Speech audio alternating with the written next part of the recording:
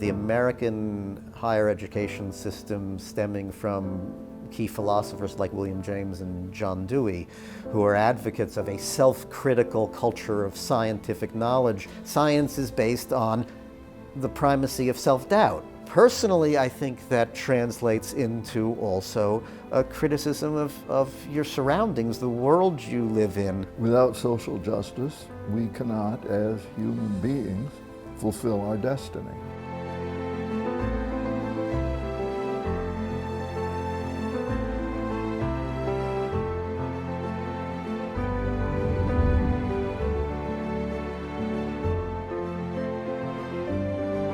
There's a student group for almost any cause you could imagine, and that's a great thing. We have this event in the fall called Festifall, and it's a way to expose incoming students, newer students, to all the student organizations at Michigan. When you take it as a whole, you say, wow, these are our students, and it's amazing. It's this real fabric of the world in this square of the diag. It really feels like a central space, and this idea at this point that's ingrained for people, activists and advocates, that when we're concerned about something, we'll go here, we'll work from there. If students in a university aren't raising hell, then something's wrong. The purpose of a university is to encourage students to break through walls, to break through doors, to open doors. Some of these protests have been against the university and have forced us to do better and to be more expansive and more inclusive, and that's made this institution much better. Some universities say, oh my gosh, the students are protesting again. I say the students are protesting, what is it that they're bringing forward? A university like ours, it's our duty to be at the forefront of things like equality that matter to the world. If you really are going to say that we want you to be original thinkers, we really want you to explore your own development, we really want you to try new things and so on, it would be hypocritical then to squash certain aspects of that. And I think faculty and administrators at Michigan for a long time have therefore been much more open to self-expression from students. We have always played a role in the open debate and discourse of important ideas or controversies. We were very early as a university to admit women, and we were very early to admit African Americans and Asian Americans and other minority groups. There were big fights over abolitionism in the 1850s. The issues of the Civil War were talked out in Ann Arbor on the campus. And then in the 1950s, there was controversy and discussion over McCarthyism. It's the famous Davis-Marker-Nickerson case that they were protesting the suspension and firing of two of them. These were three individuals that were faculty here at the time of the McCarthy era, had been brought before the House On-American Activities Committee, but refused to testify against any of their fellow faculty or anyone else for that matter. They were brought before their unit committees, before university committees, and Markert was kept here and went on to get his tenure. Both Davis and Nickerson were dismissed.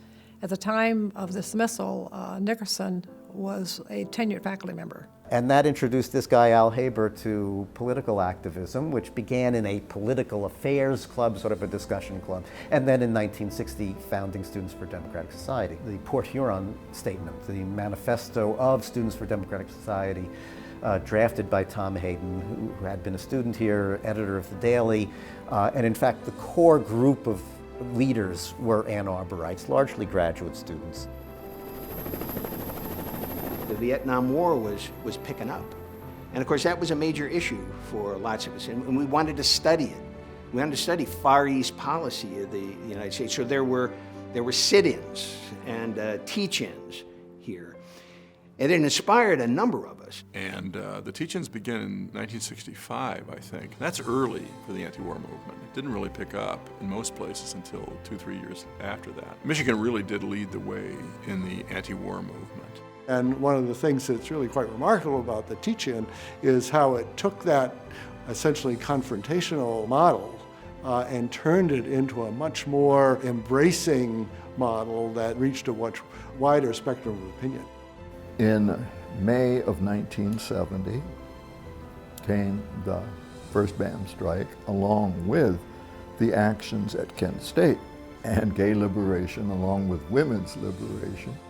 BAM, the Black Action Movement, right, which starts so dramatically in 1968, really days after the assassination of Martin Luther King, and really kind of, at the passing of this great civil rights leader, start to ask some really serious questions about Black empowerment and inclusion and diversity on this campus. Black activism was born out of the concern of Black students primarily, try to make changes with the institution. And some of it has to do with regard to the clash of the people and cultural backgrounds. Granted, the university is very interested and has said repeatedly that they want to move to set up this area of study.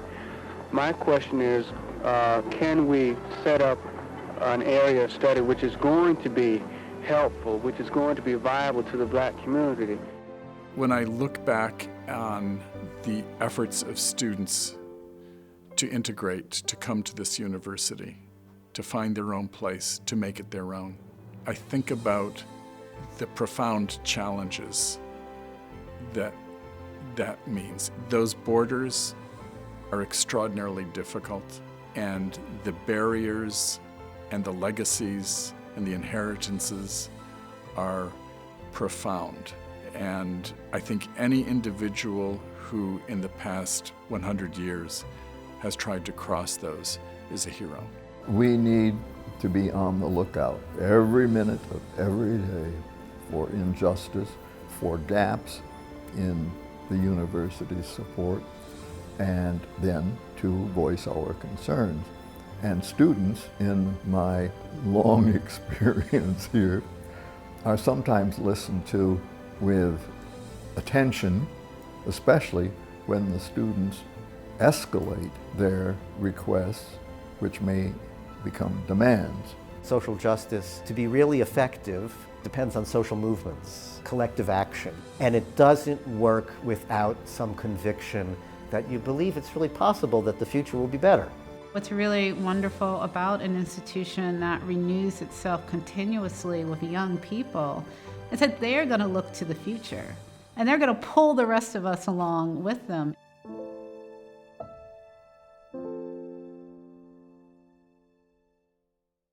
Made possible by the Stanley and Judith Frankel Family Foundation.